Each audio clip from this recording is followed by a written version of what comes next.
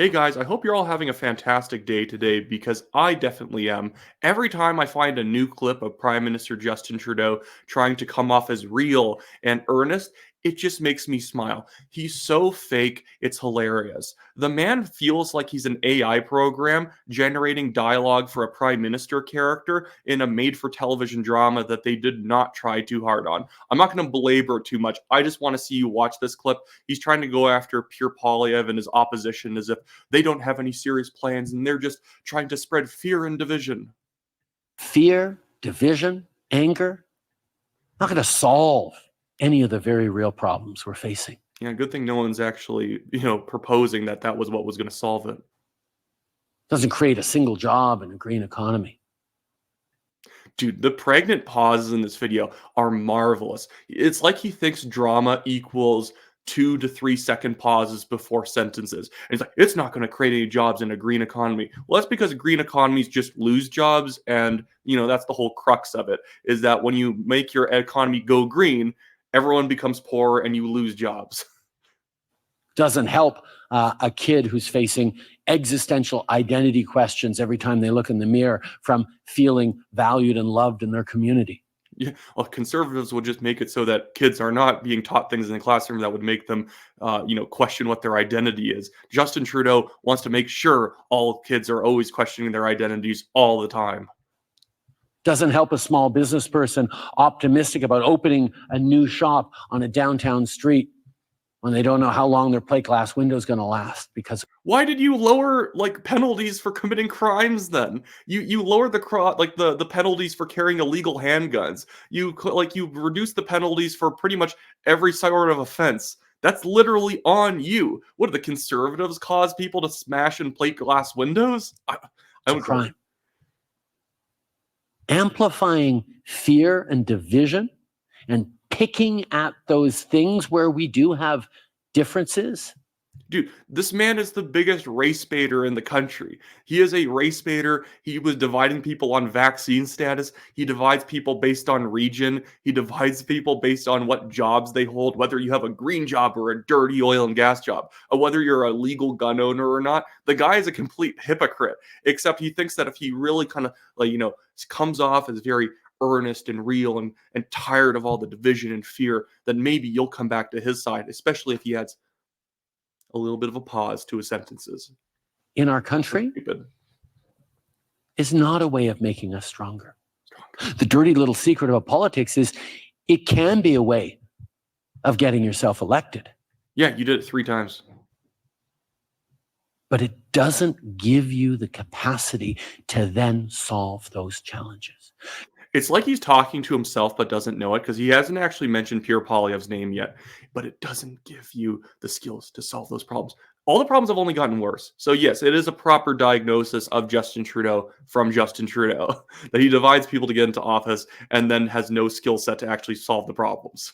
Because in Canada, we know how to deal with tough times. We know how to face big challenges. We know how to deal with tough times because I've trained us to deal with them for the past 9 years by making it only tough times the entire time. We roll up our sleeves, we lean on each other, we do it together. I hate just vague language like that. We roll up our sleeves, we lean on each other, and we pull together. It's like, well, it would be easier to pull together and lean on each other if we all had a little bit more money, if you weren't taxing us to death, if you weren't trying to kill the oil and gas industry, if you weren't trying to get cops to kick down people's doors to take their legally obtained weapons. That'd be nice. I know he actually hasn't started on the gun buyback thing yet, but that really just proves that he's a complete coward and he knows his own policies suck, just like how they keep backing off of extending MAID to those who have mental illnesses because even they know that that would probably tick off a lot of their own base thinking that's too radical. I want to see if I can find another clip here. There's another clip of him talking, and again, it is equally as fake. It's all just so performative. I don't know who this appeals to. If this appeals to you, it's more power to you, but it's so put on. It is like every time he walks into the room and starts talking, he might as well said, for this scene, I am trying to manipulate Canadians, and then start speaking. For this scene, I am going to be a congenial liar, and then, just project all my faults onto others. Anyways, here's a new clip of him talking about healthcare in Canada. Every year, thousands of people put up their hands to become healthcare workers in Canada, like these students here at RRC. And then they quickly go to the US after realizing the healthcare systems across Canada are not very well managed. They join the hundreds of thousands of professionals who uphold one of the key promises linked to being Canadian. That no I don't know, drugs. matter where you live, what you earn, you will always have access to high quality, publicly funded healthcare.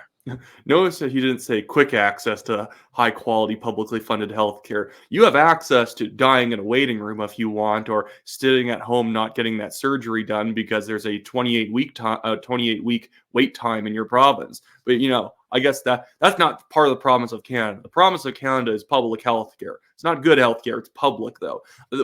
We really need to start walking away from this, the idea that Canada needs to have pride in its public healthcare system. The public healthcare system sucks. I even know some universal systems that added way more private delivery, have way more doctors per capita. The actual delivery is way cheaper. Everything's cheaper because the thing is, it's easier to actually provide the healthcare. In Canada, we actually all pay a lot of money for our healthcare. It's just baked into the taxes, and that you never see the fact that you are paying $5,600 a year in order to not even access the healthcare. Because people try to make fun of Americans because, oh, your insurance costs you $4,000 a year, $3,500 a year, or whatever in American dollars. It's like, well, yeah, but they can access their healthcare if they have insurance. They can actually go and get it the same day or within the week. In Canada, you can't, because of all the stupid regulations that both the federal government and provinces put on to the delivery. It's administrative heavy. It is not delivery heavy, especially here in Alberta. It's like every other dollar spent on the healthcare system is spent on people just making trouble within it in terms of administration, HR, and all that other stuff. Anyways, that should be it for me today. Quick shameless plug that I am running for the Calgary Signal Hill Conservative Party nomination. So I will pull up the photo of what the riding looks like I always do. This is the riding. It's in the west part of Calgary. So if you want to, buy a membership, check out my website, wyattclaypool.com. Make sure your family, your whole household has memberships. There's tons of red Tories running in this area, people who have been recently taking photos with Calgary Mayor Jody Gondek right after she spat on UCP members for, actually supporting parental rights. Whatever, I guess. He's a true blue conservative, just like O'Toole, and he's running in this riding, that guy I'm referring to, despite the fact he doesn't even live here. Anyway, so check out my website, wyattclaypool.com, and I also have my Give, Send, Go fundraiser in the description of the video if you want to contribute to my and the National Telegraph's legal fund. We have a billionaire developer suing us for a stupid defamation case. He cannot prove any defamation. He never submitted any evidence during the evidentiary submission period. He even owed me money at one point because he was so late on submitting his non-evidence. My questioning went well. His went terrible, but it still cost me over $25,000, and I'm going to have to fight it out even longer. So any money that you can contribute to that really helps me out. Anyways, that should be it for me today. Thanks for watching. Subscribe, like, share this video, do all that great stuff. See you guys later.